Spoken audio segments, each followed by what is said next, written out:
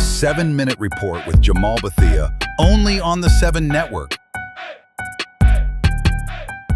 Heads up, eyes front. This is the 7-Minute Report with me, Jamaal Bethea, only on Clutch TV. Whether sports, whether insight, or whether culture, each segment is only 7 minutes. Man, let's go.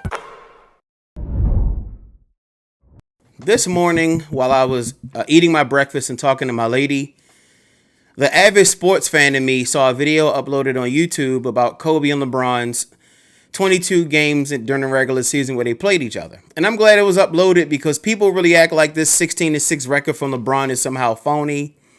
It's really just emotional support for Kobe. And I understand how being a fan works, so I'm not mad about it.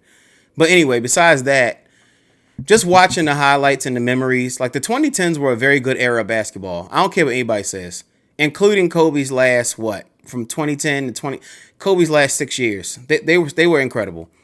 And it got me to thinking, there are bigger Kobe fans in the world than I am, and I still can't believe he's gone after 5 years. It's the weirdest thing I think I've ever experienced in my life. And I say that because, well, let me give you this metaphor. So I have a metaphor about Kobe. There's a movie called Remember the Titans, which is a true story of the T.C. Williams Titan football team back in 1971. The school integrated black and white, and they had to play on the same team and figure out how to win, how to coexist in a world that thought black people were inferior and white people thought they were better. Not only did the team overcome that, but some people on the team became friends and they never thought they would. So in one of the scenes, one guy gets paralyzed from an accident and he's in the hospital. It's a white guy in the movie, not a show. Guy named is Gary Bertier. Julius Randle is played by Woody Harris, one of the great actors, black actors. And he goes into the hospital room and he looks at Gary Bertier and he says, "You can't be hurting like this. You're Superman. Like, Superman don't get hurt." And to be honest, that was how I always felt about Kobe passing away. It was like, Superman passed away? Superman's invincible. Are you serious?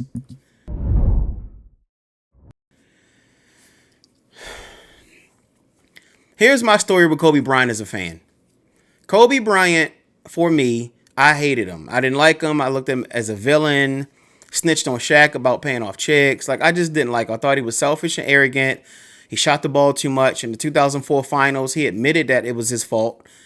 21 points on 39% shooting is horrible, especially by Kobe standards. Shaq was averaging 27 on 63. That was what I thought of Kobe. Obviously talented, but not my guy. I feel like there was a reality show or something for like 2 seasons, and I can't find it anywhere, but Kobe or a mini series or something. And I watched it. I'm a research guy. I watched it, and I got to see him with his family and his girls. And at the end of watching that, I just was like, Kobe's not a bad guy at all, man. He's just a misunderstood introvert. And that was kind of where I left things with Kobe.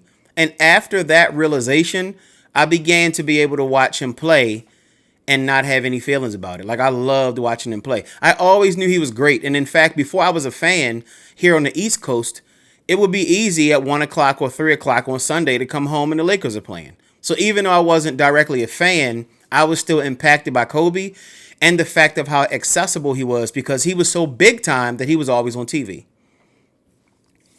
Those things were huge to me. And over the years, I really began to just fall in love with Kobe, the person and the player. And I'm talking like that show or whatever I thought it was, like 2006, 2007. So for the last 9 years of his career, I began to watch him from a standpoint of appreciation.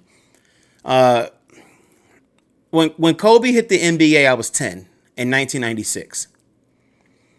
When Kobe retired, I was 30 in 2016. So love him, hate him, like him, right, wrong, indifferent.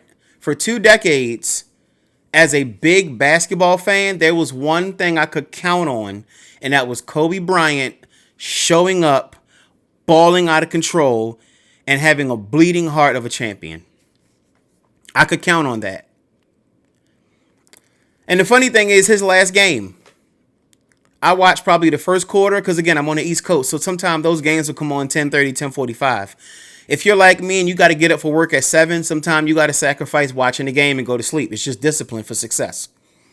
So I watched the first quarter of his last game, and he wasn't playing well. So I was like, yeah, I'm going to sleep. Because of the sports fan I am, I woke up the next morning to check the box score. And that's when I saw the box score. I noticed he took 50 shots. But more than anything, I was like, damn, he dropped 60? Damn. I was immediately upset that I had missed that game. And I watched the highlights back. And of course he took 50 shots because for one game they gave him the green light. Hey, do what you want. And they were right to do that. The Lakers were out the playoffs. The season was over. Why not let Kobe have this game? And one last time I got to watch Kobe close. That guy Kobe, man. One last time I got to watch Kobe Bryant close a deal. And as a fan who never met him, and especially now that he's passed away, I never will, I was proud of him. I remembered Kobe and Shaq squashing their differences and Shaq saying to Kobe, hey, man, I need 50 tonight. And you know Kobe, that's a challenge. He was like, all right, I got you. And he gave us 60. I think a lot of what people use as Kobe's arguments for the GOAT debate really stem from his intangibles that really influenced several generations of basketball players. I tell people all the time, the GOAT debate to me no longer is even about basketball. It's about how we personally feel about the people involved. Because let's be honest, you can be as annoyed with LeBron as you want, and some of that might be valid.